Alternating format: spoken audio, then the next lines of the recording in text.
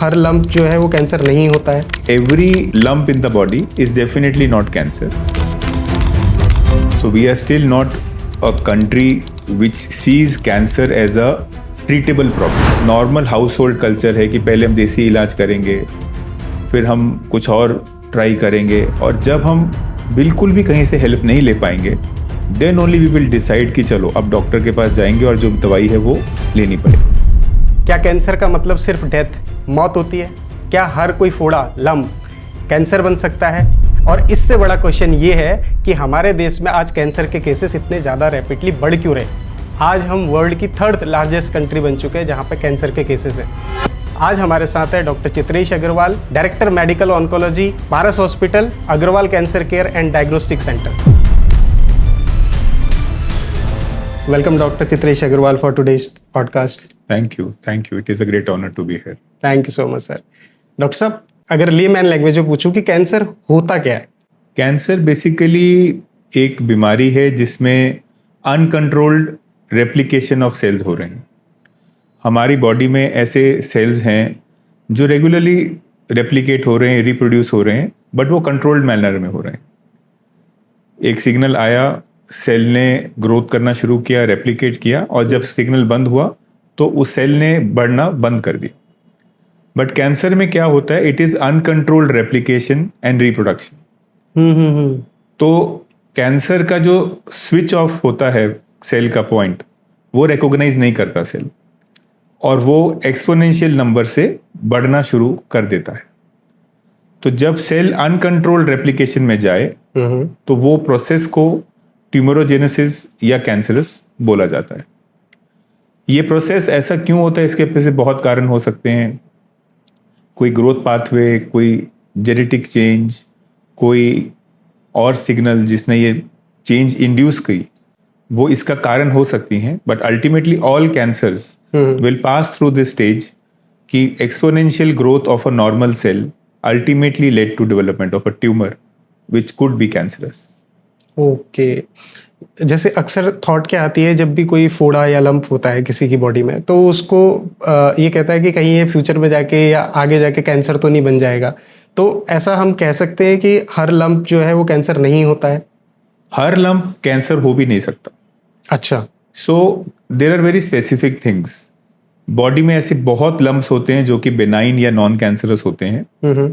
कई बार कुछ लोगों को बहुत सालों से लंप्स बॉडी में होते हैं, जैसे लाइपोमास होते हैं, जो कि स्किन के अंदर जो फैट ग्रेन्यूल्स हैं वो एक्यूमुलेट होते हैं। वो सालों साल पेशेंट्स को तंग नहीं करते।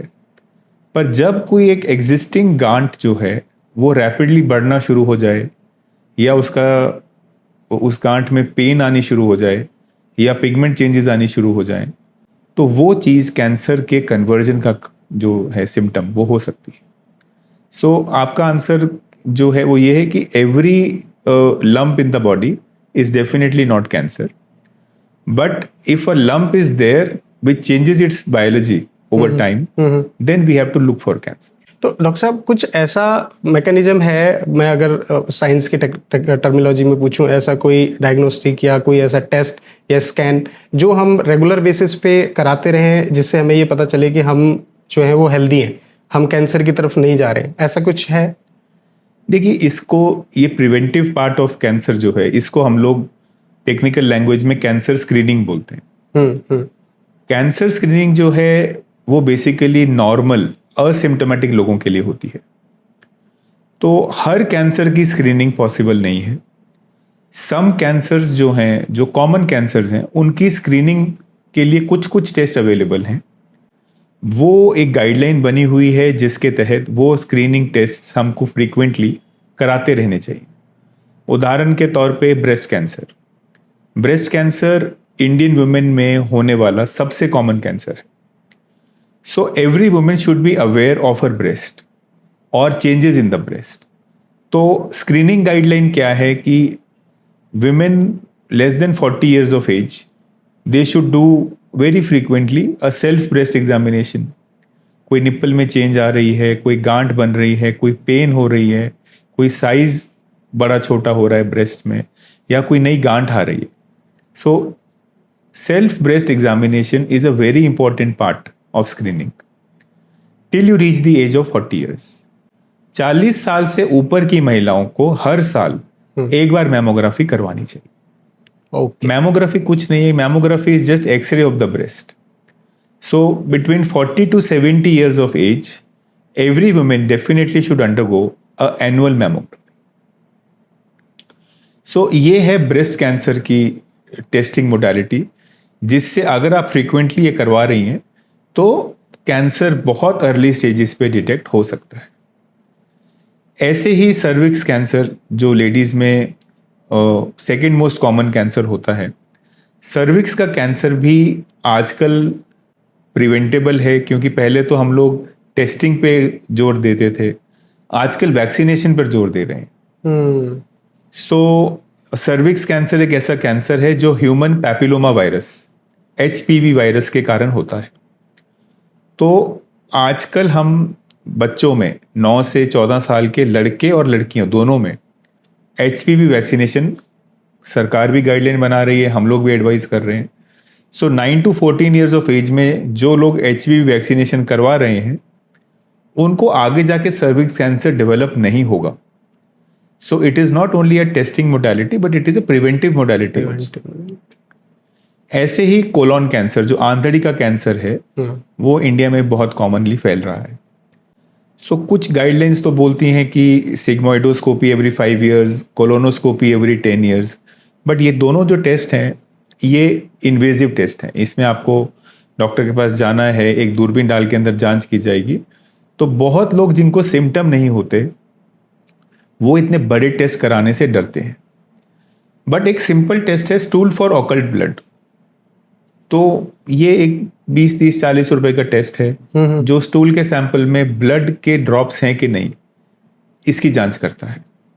सो स्टूल फॉर ऑकल्ट ब्लड एक बहुत सिंपल टेस्ट है जो हर साल एक बार करवाना चाहिए, क्योंकि बहुत केसेस में जिसमें stool for occult blood positive है वो आगे जाके कोलोन कैंसर या रेक्टल कैंसर डायग्नोज होते हैं। ऐसे ही आप लोगों ने सुना होगा प्रोस्टेट कैंसर के बारे में कि PSA टेस्टिंग। सो प्रोस्टेट कैंसर के लिए हम लोग PSA टेस्टिंग एडवाइस करते हैं, जिसमें 50 साल के आसपास के लोगों को जो मेल्स हैं उनको एक बार अपना PSA टेस्ट करवाना चाहिए। और PSA टेस्ट की वैल्यू क्या है उसके ऊपर से ऑन्कोलॉजिस्ट डिसाइड करते हैं कि इसको आगे फ्रीक्वेंटली आपको रिपीट करना है कि नहीं करना है। ये एक बहुत इंपॉर्टेंट पॉइंट है कि PSA अगर बढ़ा हुआ आए तो इसका ये मतलब बिल्कुल नहीं होता कि आपको प्रोस्टेट कैंसर है। प्रोस्टेट कैंसर के पेशेंट्स में PSA बढ़ा हुआ होता है, पर हर PSA जो बढ़ा हुआ है वो प्रोस्टेट कैंसर नहीं होता। क्योंकि क्रॉनिक UTI, किसी ने कैथेटर डलवाया, किसी को चोट लगी, किसी को प्रोस्टेटाइटिस है, किसी को बेनाइन प्रोस्टेट हाइपरट्रॉफी है, जो कि नॉन कैंसरस कंडीशंस हैं, इन सब में भी PSA बढ़ा हुआ हो सकता है। And lastly lung cancer. Lung cancer जो है हम लोग शुरू से सुनते आए हैं कि lung cancer is associated with smoking. So बहुत स्मोकर्स जो हैं, जो हैवी स्मोकर्स हैं, वो बहुत बार हमारे पास आते हैं कि हमारी बहुत हैवी स्मोकिंग की हिस्ट्री है, तो हम कुछ ऐसा टेस्ट करवाना चाहते हैं जिससे हमें पता चले कि हमको लंग कैंसर होने की जो प्रोबेबिलिटी है या चांसेस हैं वो है कि नहीं है। तो लंग कैंसर स्क्रीनिंग जो है वो इंडिया में अभी भी बहुत अर्ली स्टेजेस पर है और बहुत कॉमनली हम लोग नहीं करते हैं, और उसकी एक बहुत स्पेसिफिक गाइडलाइन है। उस गाइडलाइन के अंदर आपको 55 to 80 ईयर्स होना चाहिए उम्र में, आपको प्रेजेंट स्मोकर होना चाहिए या फॉर्मर स्मोकर होना चाहिए जिसने पिछले 15 साल में स्मोकिंग छोड़ी है। अगर आप इस क्राइटेरिया को फिट करते हैं तो फिर आपको कैलकुलेट करना है कि आपकी इनटेक ऑफ सिगरेट्स कितनी थी, जिसको हम लोग स्मोकिंग पैक ईयर्स के हिसाब से गिनते हैं। तो अगर किसी का स्मोकिंग पैक ईयर 20 से ज़्यादा है और एज क्राइटेरिया फुलफिल हो रहा है, तो उन पेशेंट्स को हम लोग एडवाइस करते हैं कि साल में एक बार annual low dose CT scan of the chest वो करवाते हैं। तो ये थोड़ा सा टेक्निकल हो जाता है आम जनता को समझने के लिए, बट 2 इसमें से इंपॉर्टेंट मैसेज हैं। एक कि लंग कैंसर स्क्रीनिंग बहुत स्पेसिफिक पॉपुलेशन के लिए है, and second it is available. तो anybody who is bothered about it can go to your oncologist and ask about it. And very important third is that lung cancer no longer is associated only with smoking. Specially जो हमारा reason है, south eastern Asian region है और जो Indian reason है, इसमें जब आप डेटा उठाएंगे तो आप देखेंगे कि non smoking, never smoking, women, इन लोगों में लंग कैंसर ज़्यादा तेजी से बढ़ रहा है। ओह, सो इसीलिए it is not always the smoking which ultimately is the culprit for development of lung cancer. Doctor साहब, जैसे आपने बताया सारे स्कैन अवेलेबल हैं, बट प्रैक्टिकली अगर देखें तो क्या अवेयरनेस की कमी है, या फिर लोगों को अभी उस तरीके से, मैं कहता हूँ कि सेल्फ मोटिवेशन नहीं है कि उनको जाना चाहिए, स्कैनिंग करनी चाहिए, या मतलब अभी भी मैं देखता हूँ, जैसे हम अगर ब्रेस्ट कैंसर की बात करें तो मेरे ख्याल से कॉमनली ये सबसे ज़्यादा इंडिया में है। अभी अगर मैं रैपिडली देखूं तो ब्रेस्ट कैंसर सबसे ज़्यादा है, लेकिन स्कैनिंग की बात करूं तो अभी भी लोग नहीं जाते स्कैनिंग के लिए। अगर वुमेन्स की बात करूं, या हम भी अगर अपनी फैमिली को बोले तो नहीं उस तरीके से उनको मोटिवेट करते हैं कि जाओ स्कैनिंग करो। तो वो क्या कहीं अवेयरनेस की प्रॉब्लम है या फिर इनिशिएटिव्स की प्रॉब्लम है, क्या आपको क्या लगता है? Multiple factors. सो एक तो जैसे आपने बोला कि अवेयरनेस की कमी है। So we are still not a country which sees cancer as a treatable problem. अच्छा, we see it as a stigma. अगर आप आज भी किसी को कैंसर का नाम सुनाओगे तो you will scare them off. So cancer is a very very deadly word for common people, and it comes with such a heavy burden of mindset कि not many people are comfortable going for searching और evaluation कि भाई हम test कराएंगे और हम देखेंगे। Secondly, our Indian mindset is something different. We don't believe in preventive lifestyle. हम डॉक्टर के पास तब जाते हैं जब हम फंस जाते हैं। डॉक्टर के पास हम तब जाते हैं जब हमें कोई और कहीं से हेल्प नहीं मिल रही। उसमें भी हमारा जो एक नॉर्मल हाउस होल्ड कल्चर है कि पहले हम देसी इलाज करेंगे, फिर हम कुछ और ट्राई करेंगे, और जब हम बिल्कुल भी कहीं से हेल्प नहीं ले पाएंगे then only we will decide कि चलो अब डॉक्टर के पास जाएंगे और जो दवाई है वो लेनी पड़ेगी। So we live in that era where we are treatment centric, we are not prevention centric. So इसीलिए कैंसर की स्क्रीनिंग जो है वो एक अंडर यूटिलाइज्ड मोडालिटी है। एंड सेकेंडली, जो एक बहुत इंपॉर्टेंट फैक्टर मैं समझता हूँ वो ये है कि Indian health care system is overburdened. Oh, so आप गवर्नमेंट, किसी भी गवर्नमेंट हेल्थ सेटअप में जाइए, so all the medical colleges, all the government hospitals, all the tertiary केवल जो लेवल के हॉस्पिटल्स हैं इंडिया में, they are full with patients. तो जिस पेशेंट को बीमारी है उसको इलाज देना इज डिफिकल्ट। सो ऐसे एक एग्जिस्टिंग हेल्थ केयर सेटअप में एक बर्डन है उन लोगों की टेस्टिंग और इंटरप्रिटेशन शुरू कराना जिनको कुछ नहीं। So basically we it is अन, ये आप जो सब चीज़ें अगर इकट्ठे देखोगे, 1 2 3 4 डॉट्स अगर आप ज्वाइन करोगे तो आप देखोगे कि why despite knowledge being there it is not being utilised very commonly. और कॉमन जो जनरल एक पब्लिक है, जो आम साधारण एक आदमी है, उसको भी अभी बहुत चीज़ों के क्वेश्चन मार्क्स हैं about the effectiveness, the availability, the cost and the side effects of doing cancer screening. Because cancer screening का एक नेगेटिव पॉइंट है ओवर डायग्नोसिस। ओके, क्योंकि सपोज अगर आपको कोई आज गांठ मिल जाए प्रोस्टेट में, वो बहुत लो ग्रेड है, वो अगले 20 साल वैसे भी कुछ नहीं करने वाली थी, तो आपने अगर उसको आज डायग्नोस कर भी लिया तो ultimately it is adding a burden to your mind कि अब मुझे प्रोस्टेट कैंसर है। So you have to live with it, which is a scary diagnosis. It is not a simple diagnosis to live with. So इसीलिए cancer screening की positive और negative दोनों चीज़ें हैं। It has to be risk based. It has to be explained to the people in great detail कि हम क्या करना चाहते हैं, क्या रिपोर्ट आई तो हम क्या इंटरप्रिटेशन करेंगे, और people should be willing to undergo that. Otherwise the whole exercise goes waste. अगर मैं जनरल वैसे बात करूं, आज लोग गाड़ी की सर्विस कराने के लिए तो रेगुलर चले जाते हैं, लेकिन खुद की मतलब अगर स्कैनिंग की बात आए या उनके घर पे उनकी वाइफ, सिस्टर या फिर मदर की बात आए तो वो नहीं जाते हैं। सो बेसिकली पॉइंट यही है कि we as Indians we don't spend on health. So Indian mentality is that spending on health is a burden.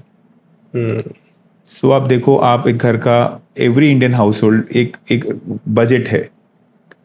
तो उस बजट में घूमने का भी बजट है, एंटरटेनमेंट का बजट है, बाहर खाना खाने का बजट है, कपड़े लेने का बजट है, एजुकेशन का बजट है, नई कार लेना, फ्यूल लेना, everything is budgeted. But health is not budgeted. Health comes as a burden कि ये बीमार हो गया, हमको एक्स्ट्रा खर्चा पड़ा. सो हमारा माइंडसेट नहीं है. And that is why we land up in emergency, we land up in advance stages of cancer, because we continue to deny our symptoms and acceptance नहीं है कि मुझे भी बीमारी हो सकती. तो वो एक बहुत बड़ा चैलेंज है. बहुत सही कहा. डॉक्टर साहब, अगर हम कहें कि किसी लेमैन को समझना हो कि अर्ली सिम्टम्स क्या होते हैं कैंसर के, तो वो क्या हो सकते हैं? सो कैंसर के ऐसे कुछ रेड अलार्मिंग सिम्टम्स नहीं होते. यही कैंसर की प्रॉब्लम है. कैंसर को सोचते ही हमको लगेगा कि पता नहीं क्या होगा कि हमको कैंसर होगा. बट अगर मैं आपको अगले 2 मिनट में कैंसर के सिम्टम्स बताऊंगा तो आपको लगेगा कि यार ये तो मुझे भी दिन में 5 बार हो सकता है. सो आप देखो कि कॉमन कैंसर सिम्टम्स जो हम लोग बोलते हैं, if you start from head to toe, तो किसी को ओरल कैविटी में या मुंह में छाला है जो ठीक नहीं हो रहा. सो नॉन हीलिंग अल्सर जो है, it could be cancer. Chronic cough, 1 महीने से 2 महीने से किसी को खांसी हो रही है पर वो ठीक नहीं हो रही. So I have people who have changed 5 doctors, who have changed 5 cough syrups, but neither the patient nor the doctor thought of it being cancer. Unexplained weight loss, unexplained fever, unexplained backache, उसके बाद recent onset constipation या recent onset diarrhoea, या painless progressive breast lump. अब मैं जिस भी मेरे patient को ब्रेस्ट कैंसर डायग्नोज होता है, the first question I ask them कि आपको कब से पता और आपने डॉक्टर को क्यों नहीं दिखाया. And the most common answer I get is, sir, it is दर्द ही नहीं सीखा.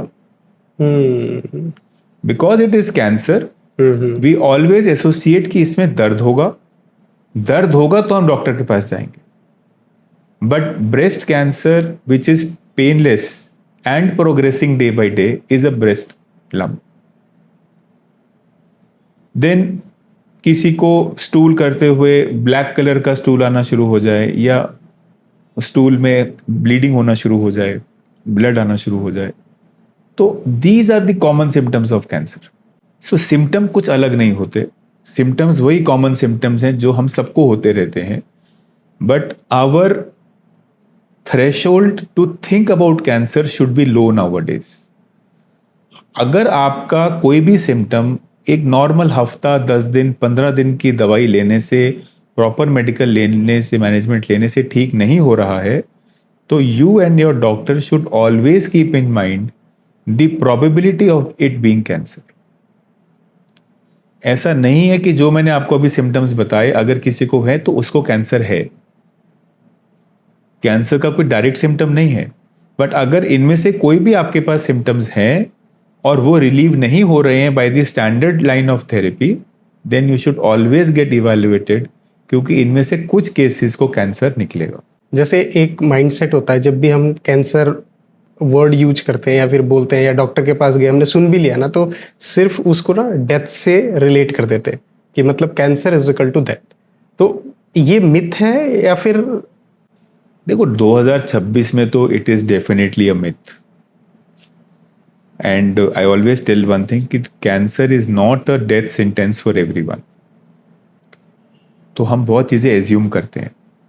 आई टेल ऑल माई पेशेंट्स कि आप अगर आज you are 65, suppose you are 65, you are 70 और आपको डायबिटीज़ हो जाए, तो आप डॉक्टर के पास जाते हैं ये नहीं पूछते कि डायबिटीज क्योर हो जाएगी कि नहीं। वो बोल देंगे कि डॉक्टर साहब कंट्रोल हो जाएगी, वो बोलेंगे हाँ जी हो जाएगी। आप भी सारी जिंदगी या तो गोलियां खाओगे या इंसुलिन लगवाओगे, क्यों? उसको कंट्रोल करने के लिए। अगर आपको किसी भी कैंसर का स्टेज 1, स्टेज 2 या स्टेज 3 है, it is 100% curable. Okay. And stage 4 के भी कुछ cases are 100% curable, and all stage 4 cancers are 100% controllable. So इलाज की कमी नहीं है। With oncology is an ever evolving field, तो बहुत जितना रिसर्च मेरे हिसाब से ऑन्कोलॉजी की ड्रग्स में या ऑन्कोलॉजी ट्रीटमेंट्स में हो रहा है, वैसा उतना रैपिडली किसी और फील्ड में होना मुश्किल है। सो ये बात बिल्कुल सही नहीं है। It is a great myth which needs to be broken and busted, कि अगर कैंसर हुआ तो it is definitely leading to a death sentence. ऐसा नहीं होता। डॉक्टर साहब, आपने स्टेज की बात की, स्टेज 1, स्टेज 2, तो ये स्टेजेस क्या होते हैं और कैसे आइडेंटिफाई करते हैं कि किसको किस स्टेज का कैंसर है? बहुत अगर बेसिक तरीके से आपको समझाना हो तो किसी भी कैंसर की जनरली 4 स्टेजेस होती हैं। तो एक उदाहरण के तौर पर हम सबसे कॉमन जैसे ब्रेस्ट कैंसर है। ब्रेस्ट कैंसर में अगर गांठ सिर्फ ब्रेस्ट तक लिमिटेड है, वहीं एक ही गांठ है, तो इट इज स्टेज 1। अगर वो ब्रेस्ट से उस एरिया से आसपास फैली हुई है तो इट इज स्टेज 2।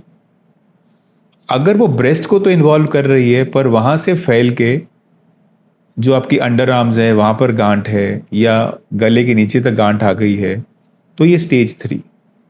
और अगर ये पूरे शरीर में फैल गई है तो इट इज स्टेज 4। ओके। तो जैसे जैसे किसी बीमारी का स्प्रेड बढ़ता है, वैसे वैसे उसकी स्टेज अपग्रेड होती रहती है। और आजकल के ज़माने में जो सबसे इफेक्टिव टेस्ट है स्टेज जानने के लिए, वो है होल बॉडी पेट सीटी स्कैन। तो पेट सीटी स्कैन से हम किसी भी कैंसर की स्टेज जो है वो कंफर्म कर सकते हैं। तो मरीज चाहे किसी भी स्टेज पे हो, जो मुझे अभी आपसे पता लगा, किसी भी स्टेज पे हो तो उसको घबराना नहीं है, उसको डॉक्टर के पास जाना है, और अगर वो सही टाइम पे सही इलाज लेता है, ट्रीटमेंट लेता है, तो वो कंट्रोलेबल है। मोस्टली अगर स्टेज 1, स्टेज 2 हैं तो क्योरेबल हैं। 3 majority of the times curable हो जाता है। 4th कंट्रोलेबल है, बट कुछ स्टेज 4 कैंसर्स जो हैं वो आजकल क्योरेबल भी हैं।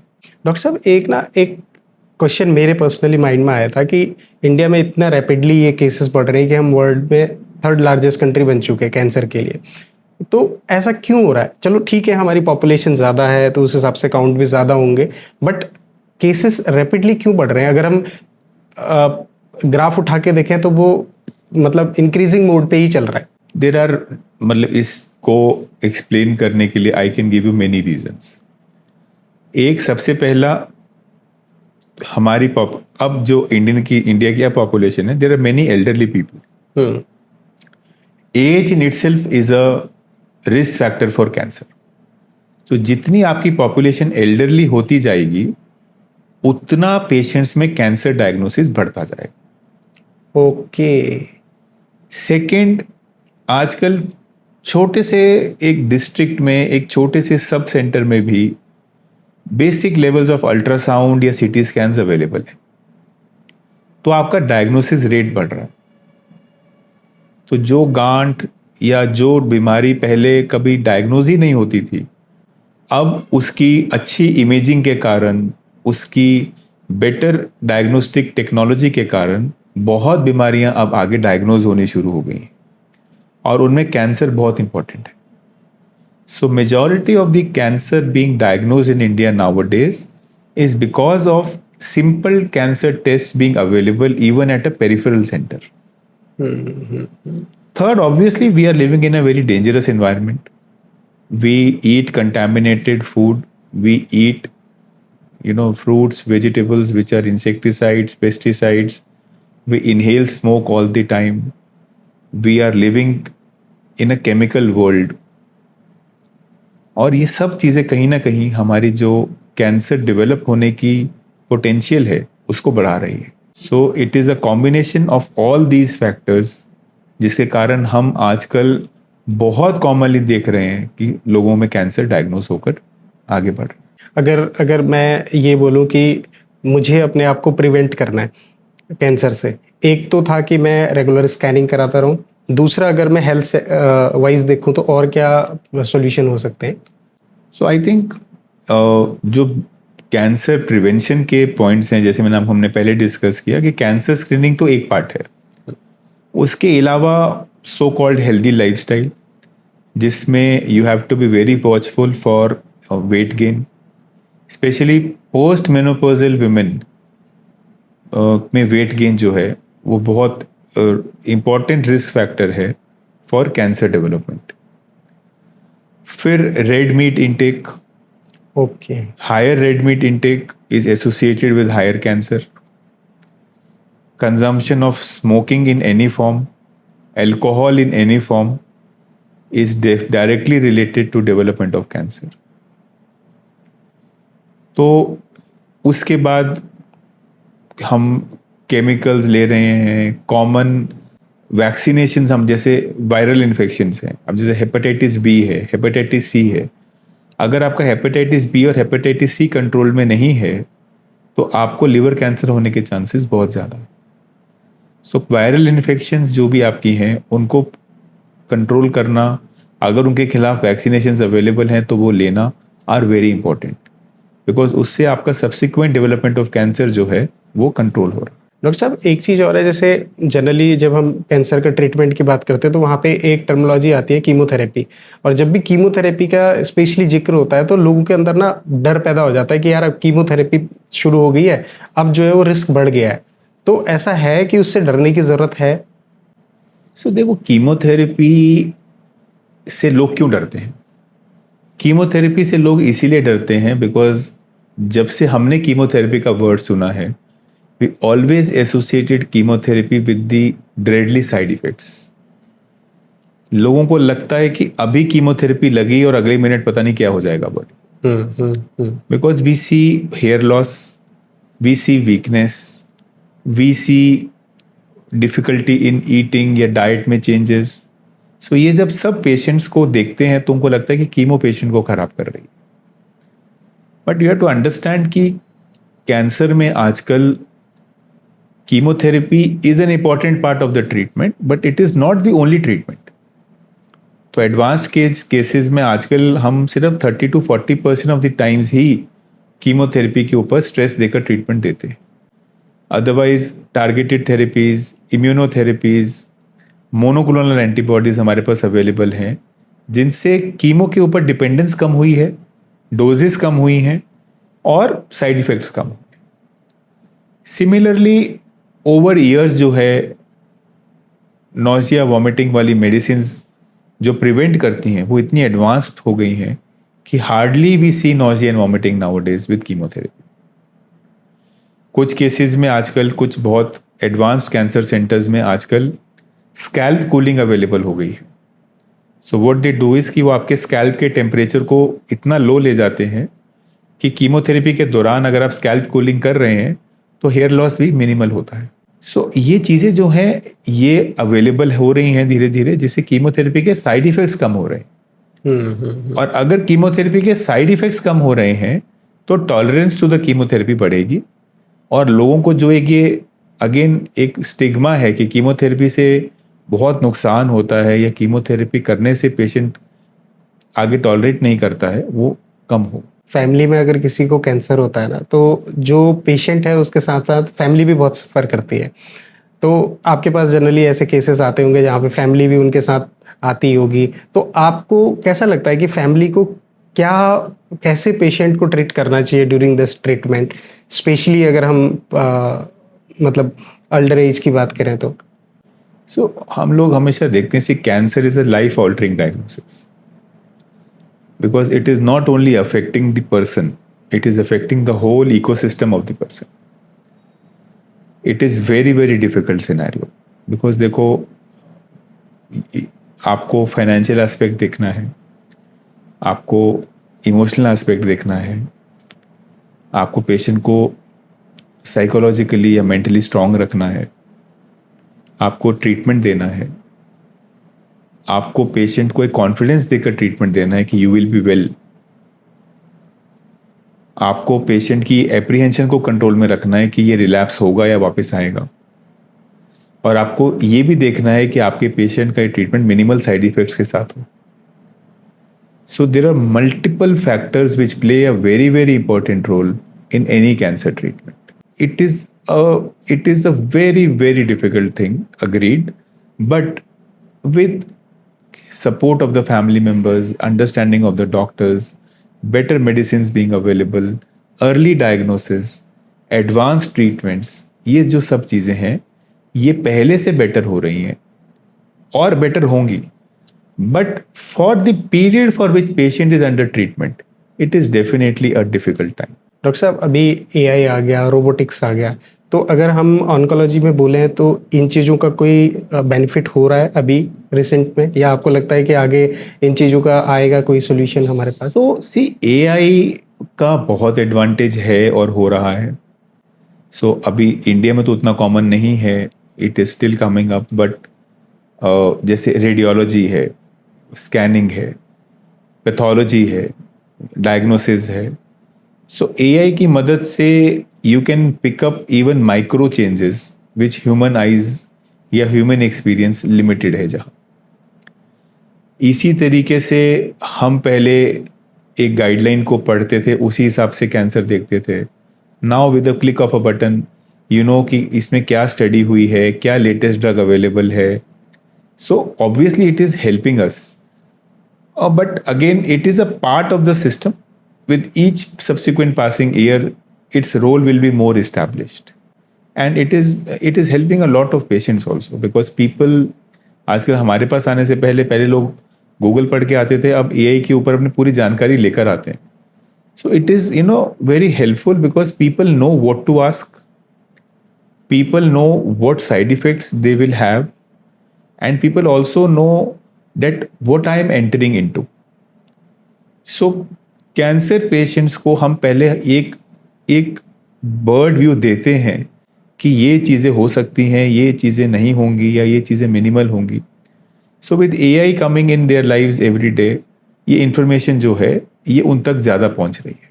डॉक्टर साहब, सोशल मीडिया में ना आज की डेट में काफ़ी मिथ्स चलते हैं, myths and facts about cancer, कि कैंसर है तो ये मत खाओ, कैंसर है तो ये खा लो।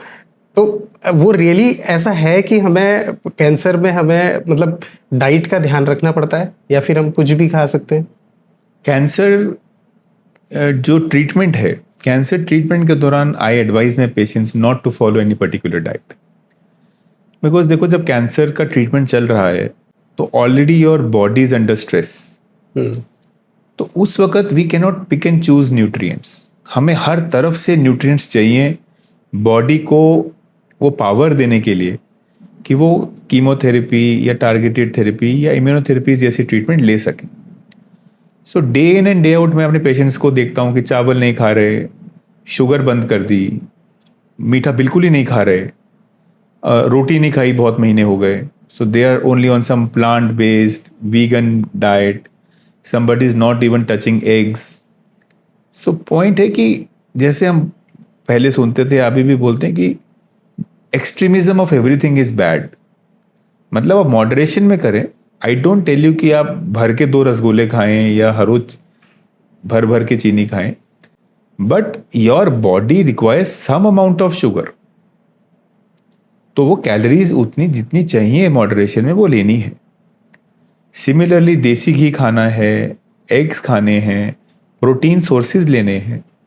तो एम बहुत सिंपल है कि जहां जहां से भी आपको न्यूट्रिशन और कैलोरीज मिल रही हैं which are helping in taking your treatment, वो आपको लेना है। सो बॉडी को इससे मतलब नहीं है कि वो कैलोरीज जो हैं वो शुगर से आ रही हैं कि प्रोटीन से आ रही हैं कि कार्ब से आ रही हैं। बॉडी को एक मिक्स्ड हेल्दी बैलेंस डाइट चाहिए और वो उसको मिलनी चाहिए। अगर आप डे 1 पर ही आधी चीजें खाना बंद कर देंगे, you are decreasing your ability to take these treatments. और फिर आप बोलोगे कि कीमोथेरेपी टॉलरेट नहीं हो रही, या ये ट्रीटमेंट का साइड इफेक्ट ज्यादा हुआ, या हम पूरा ट्रीटमेंट कर नहीं पाए। So which is a dangerous scenario to be in. Doctor साहब एक चीज़ और है, जैसे हम न्यूज़ में अक्सर सुनते हैं कि जो बड़ी बड़ी सेलिब्रिटीज़ हैं, कैंसर तो उनको भी होता है, लेकिन वो बिल्कुल क्योर होके वापस नॉर्मल लाइफ में आ जाते हैं। तो एक जो जनरल कॉमन लोग हैं, उनकी थॉट क्या रहती है, वो तो सेलिब्रिटी है, वो तो बाहर जाके कॉस्टली ट्रीटमेंट करवा के आ गया, तो इंडिया में जो अवेलेबल नहीं है। ऐसा है रियली कि इंडिया में कॉस्टली ट्रीटमेंट अवेलेबल नहीं है? आई थिंक ये बहुत बड़ा एक वहम है, ये एक हाइप है, और this is not at all true.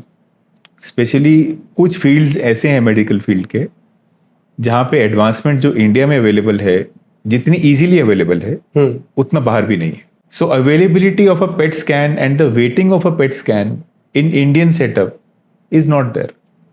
अगर मेरा पेशेंट आज शाम को 6 बजे पेट स्कैन कराना चाहे, तो प्राइवेट पेट स्कैन सेंटर में अगर मैं आज एडवाइस करूंगा तो कल सुबह पेट स्कैन हो जाएगा।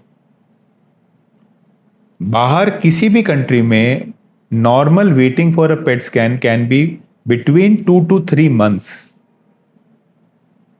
और कैंसर में 2 से 3 महीना एक बहुत बड़ा पीरियड है।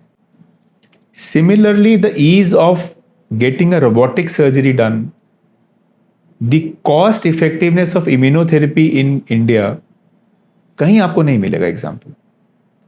सो there are certain drugs which cost say, जो सबसे महंगी इम्यूनोथेरेपी ड्रग्स हैं, which may cost 50, 70 or even 1 crore rupees, 50 lakhs, 70 lakhs or even 1 crore rupees in foreign countries.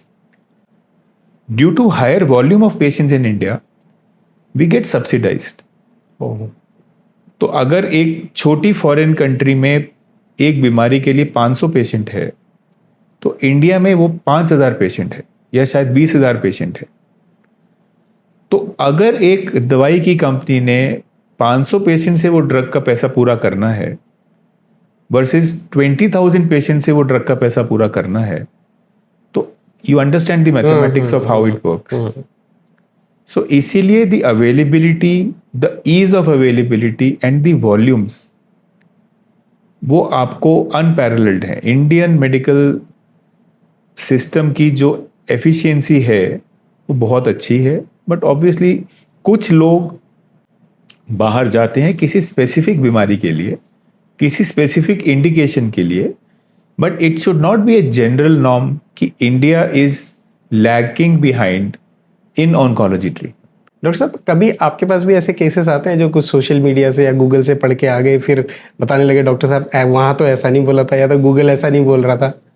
Google और हमारा सबसे बड़ा झगड़ा है बायोप्सी को लेके, बिकॉज पीपल, और गूगल से ज़्यादा भी आई थिंक द सोशल जो एक हमारा नेटवर्क है, तो आई आस्क मेनी पेशेंट्स को, आपने ये इतना लेट क्यों किया? तो द कॉमन थिंग इज कि सर वो डॉक्टर के पास पहले गए थे, उन्होंने बोला था कि बायोप्सी करा लो, तो हमने बायोप्सी नहीं करानी थी, क्योंकि हमें समझाया हुआ था कि अगर बायोप्सी करवाएंगे तो वो छेड़ेंगे गांठ तो फैल जाएगी, तो इसीलिए हमने बायोप्सी नहीं कराई, इसलिए इलाज नहीं करवाया। तो वो स्टेज 2 पे था उस वक्त, अब स्टेज 4 पे हो गया, बट क्योंकि हमने बायोप्सी नहीं करवाई इसलिए हमने बीमारी को बढ़ने दिया। सो this is the level of myth with which Indian people live, और अगर ये मिथ ही हम बस्ट कर पाएं या समझा पाएं, तो मुझे लगता है बहुत ज़्यादा प्रॉब्लम आसान हो जाती। Because still today in my practice also there are many patients, and not patients, family members, educated family members, well read family members, जो सारी मेरी बात सुन के वो बोलेंगे कि डॉक्टर साहब इलाज वैसे कर दो पर बायोप्सी नहीं करा। सो बायोप्सी करने से कैंसर नहीं फैलेगा, ये जो बात है ये हर आदमी को समझनी चाहिए। डॉक्टर साहब, आप मेडिकल ऑन्कोलॉजी में काफ़ी टाइम से हैं, तो जब आपने स्टार्ट किया था इनिशियल और आज आप एक्सपीरियंस्ड हैं, और इस ड्यूरेशन में टेक्नोलॉजी ने क्या क्या चेंजेस किए, क्या इन्हांसमेंट आई, या एडवांटेज में बोलूँ टेक्नोलॉजी की? ऑन्कोलॉजी तो बहुत चेंज हुआ है, and we talk very frequently this कि जो जैसे ब्रेस्ट कैंसर है फॉर एग्जांपल, या लंग कैंसर है, कई बार हम ही अपने फॉलोअप पेशेंट्स देखते हैं जो मैंने 2021 में ट्रीट किए थे या 22 में ट्रीट किए थे, तो आज जब मैं 2026 में वो फाइल खोल के फॉलोअप पे देखता हूँ तो आई समटाइम्स गेट सरप्राइज कि अरे उस वक्त ऐसा किया था। So because every 2 to 3 years the whole treatment paradigm changes. So 2015-16 में ऑन्कोलॉजी की text book stage 4 lung cancer का सर्वाइवल 1 साल बताती थी. 2026 में average is 3 to 5 years average. So there are people who are living with stage 4 lung cancer now for more than 10 years also. तो ये क्यों पॉसिबल हो पाया? Because we had immunotherapy, we were able to target specific pathways जिसके ऊपर से cancer grow कर रहा था. Then we had monoclonal antibodies, we have more of transplants available, we have CAR T cell available. So the list is endless. Oncology has evolved and is evolving at a very very fast rate. Similarly surgical side में आप देखेंगे, पहले हम open surgeries करते थे, फिर laparoscopic surgery आनी शुरू हुई, आजकल robotic surgery. So robotic surgery is a very very helpful procedure for patients. Precision बहुत हाई है, मिनिमल डैमेज हो रहा है आसपास के टिश्यूज को, ultimately leading to minimal blood loss, early hospital discharge, minimal complication, minimal hospital stay.